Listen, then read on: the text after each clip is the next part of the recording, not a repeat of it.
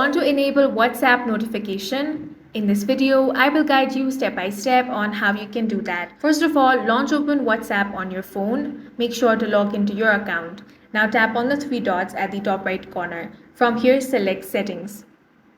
Now scroll and tap on Notifications. Here, make sure to toggle on the option of Conversation Tones, then toggle on Reminders. You also want to make sure other additional toggles over here.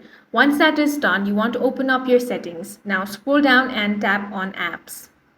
From this list of apps, find WhatsApp and select that. Now select Notifications. Here, toggle on the option of Allow Notifications. You can also select notification category and make sure that everything is toggled on, so you will receive notification for everything from WhatsApp. And in this way, you can easily enable WhatsApp notification. If you found it useful, make sure to hit the like button and subscribe for more videos like this.